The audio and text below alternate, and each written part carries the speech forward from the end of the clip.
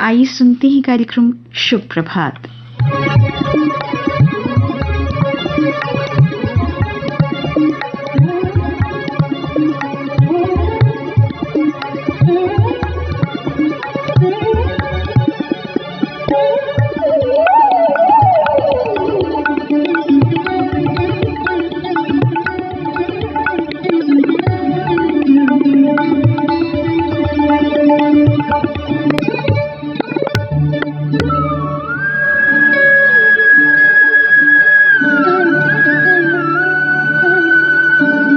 सुप्रभात के सभी श्रोताओं को रविकांत का नमस्कार। सुप्रभात श्रोताओं, आज समूचा राष्ट्र भारत के प्रथम गृह मंत्री लौह पुरुष सरदार वल्लभ भाई पटेल को उनकी जयंती पर श्रद्धा पुष्प अर्पित कर रहा है। उनकी जयंती को प्रतिवर्ष राष्ट्रीय एकता दिवस के तौर पर मनाया जाता है। देश की आजादी के बाद भारतीय रियासतों का भारतीय संघ में शांतिपूर्ण एकीकरण उनकी अद्भुत उपलब्धि है। लौह पुरुष सरदार वल्लभ भाई पटेल को 1991 में मरणोपरांत भारत रत्न से सम्मानित किया गया। गुजरात में नर्मदा के सरदार सरोवर बांध के सामने सरदार पटेल जी की 182 मीटर ऊंची लौह प्रतिमा है। इसे 31 अक्टूबर 2018 को राष्ट्र को समर्पित किया गया। उनकी उपलब्धियों के कारण ही उन्हें लौह पुरुष के नाम से जाना जाता है। श्रोताओ, आज से ही सतर्कता जागरूकता सप्ताह भी मनाया जा रहा है, जो कि आज से 6 नवंबर तक मनाया जाएगा। इसके दौरान मुख्तलिफ प्रोग्रामों का आयोजन होगा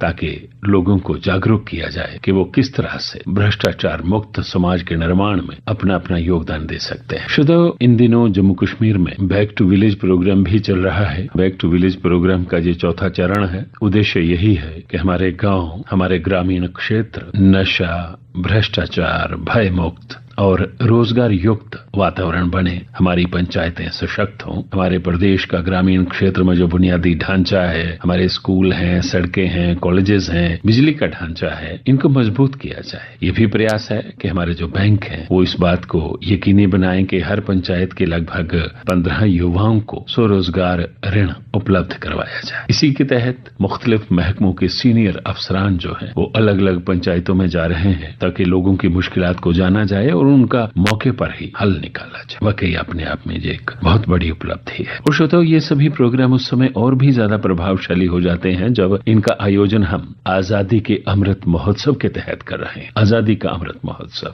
जो कि 15 अगस्त 2023 तक जारी रहेगा। आजादी के अमृत महोत्सव के संबंध में ही श्रोताओं हमने बात की J&K academy of art culture and languages के जम्मू के additional secretary doctor Arvinder Singh Aman ji से। प्रस्तुत है ये बातचीत सुप्रभात के आज के अंक में। डॉक्टर साहब, बहुत बहुत स्वागत आपका। शुक्रिया रविकांत जी। आजादी का अमृत महोत्सव, हम कितने सौभाग्यशाली हैं कि हमें इस प्रोग्राम का हिस्सा होने का सौभाग्य प्राप्त हो रहा। जी डॉक्टर साहब। रेडियो के माध्यम से हमारे साथ जुड़े सभी श्रोताओं को नमस्कार। खास तौर पर जैसा कि अभी आपने बताया कि 1947 में जब हम आजाद हुए तो वो रात के 12 बजे का वक्त था जबकि 200 से भी ज्यादा वर्ष के करीब गुलामी हमने जो ब्रिटिश सरकार की सही, उसके बाद जो आजाद फिजा में हमने सांस लेनी शुरू की, तो वो अपने आप में एक ऐतिहासिक दिन था। हम हिंदुस्तानी जो आज बुलंदियों की तमाम चोटियां हैं वो सर कर चुके हैं। हमने अपने तिरंगे की शान को शिखर पर पहुंचाने में पूरी मेहनत की है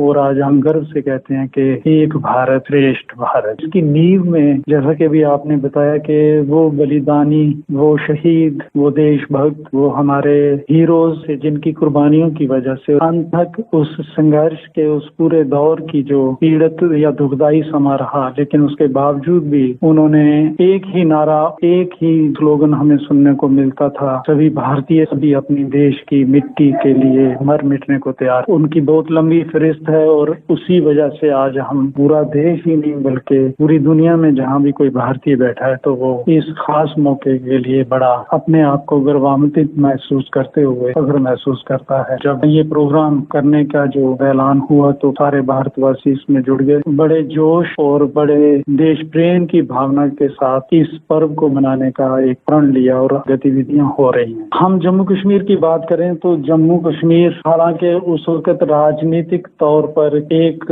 अलग तरह की परिस्थिति से गुजर रहा था, लेकिन उसके बावजूद भी जो आजादी का संघर्ष था उसमें हमारे इस इलाके के योद्धाओं ने, देशभक्तों ने, सेनानियों ने, हमारे नौजवानों ने, खासकर हमारे नेताओं ने बहुत बड़ी लासानी अपनी कुर्बानियां दी और एक बहुत बड़ी कंट्रीब्यूशन दी। 1947 का वो दौर आज भी हमारे लिए बड़े गर्व का दौर रहा कि जब देश का जब विभाजन हुआ उसके जो रिजल्ट थे वो हम सबको पता है, लेकिन जिस तरह से हमारे ऊपर हमला किया गया था, आज अगर हम जम्मू कश्मीर को भारत के एक अभिन्न अंग की पर देख रहे हैं तो उसमें हमारे यहाँ के जो लोकल हीरोज थे, खासकर ब्रिगेडियर राजेंद्र सिंह जी की बात करें तो उनकी जो एक बहुत बड़ी कुर्बानी रही है, वो आजाद भारत के पहले ऐसे सेनानी थे, फौजी थे हमारे जो शहीद हुए और उनको आजाद भारत का पहला महावीर चक्र जो है वो सरकार की ओर से दिया गया। मैं ये बात इसलिए करना चाहता था कि जिस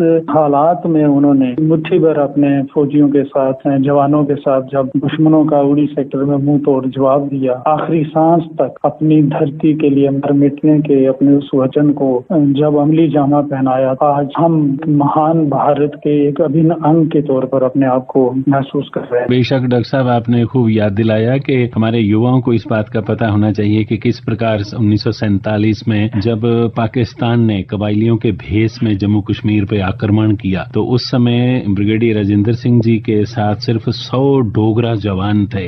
उन 100 डोगरा जवानों के साथ 6000 पाकिस्तानियों का जो पूरे अपने साजो सामान के साथ, हथियारों के साथ, गाड़ियों के साथ हमलावर थे, उनको 4 दिनों तक रोके रखा। और इसी बीच महाराजा हरि सिंह जी ने जम्मू कश्मीर का इल्हाक जो था वो भारत के साथ किया। फिर भारतीय सेना श्रीनगर हवाई अड्डे पे पहुंची और जम्मू कश्मीर को बचा लिया। हम तभी उन्हें याद करते हैं, ब्रिगेडियर राजेंद्र सिंह जी को, कश्मीर का रक्षक, सेवियर ऑफ कश्मीर। आज भी उनकी कुर्बानी जो है ये डॉक्टर साहब हमारे जो सेनानी हैं, हमारे आर्म्ड फोर्सेज और हमारे युवाओं के लिए विशेष तौर पर प्रेरणा का स्रोत है। बिल्कुल। और मैं आपको एक और बात बताऊं कि ये हमारी खुशकिस्मती है कि उसी दौर के एक और सेनानी हैं, उनका एक बहुत बड़ा नाम है, वो आज भी जीवित हैं। उन्होंने डोगरी साहित्य के लिए, डोगरी नाटक के लिए और खासकर जो हमारा विजुअल आर्ट्स है जिसे हम चित्रकारी कहते हैं, उसमें उन्होंने अंतर्राष्ट्रीय स्तर पर जो अपना ख्याति प्राप्त की। हमारे आज के युवा वर्ग यानी कि 75 वर्ष बाद भी वो एक ऐसे हमारे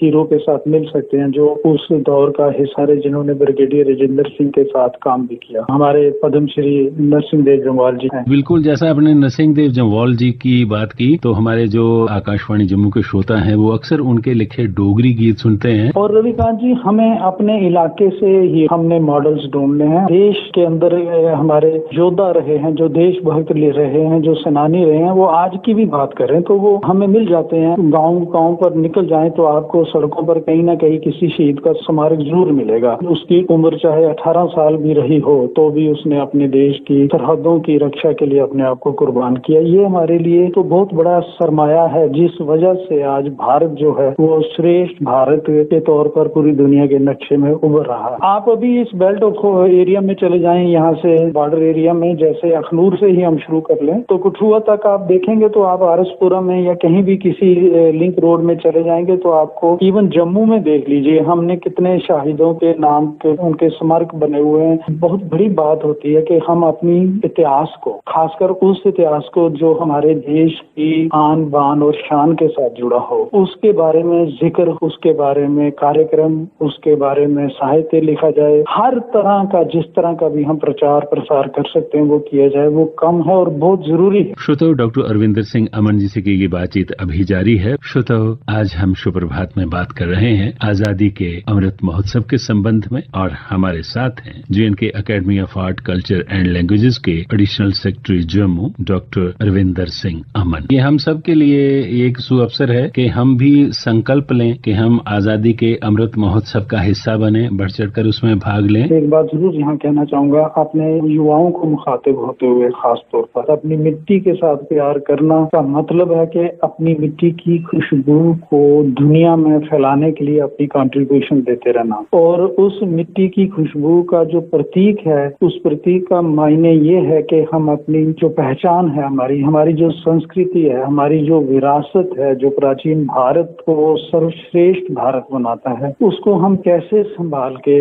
रखें। हम अपने बुजुर्गों की जो सेवा भावना है, उनके जो आदर्श हैं, उनको कैसे हम प्रिजर्व करके अपनी जिंदगी में अपना सकें और साथ ही साथ अपने आप को दुनिया में इस काबिल बना सकें कि हम दुनिया में श्रेष्ठ भारतीय बन के उभरें और साथ ही साथ अपनी मिट्टी की खुशबू को दुनिया में। डॉक्टर साहब, आपका इस जानकारी के लिए बहुत बहुत धन्यवाद। तो श्रोताओ, ये थे J&K academy of horticulture and languages के additional secretary doctor Arvinder Singh Aman, जो हमें जानकारी दे रहे थे कि किस प्रकार से आजादी के अमृत महोत्सव का हम सब ने हिस्सा बनना है और बढ़ चढ़कर इसमें भाग लेना है। शुभ प्रभात के आज के अंक में बस इतना ही। रविकांत को इजाजत दें। आप सुनते रहिए आकाशवाणी का जम्मू केंद्र। Have a nice day.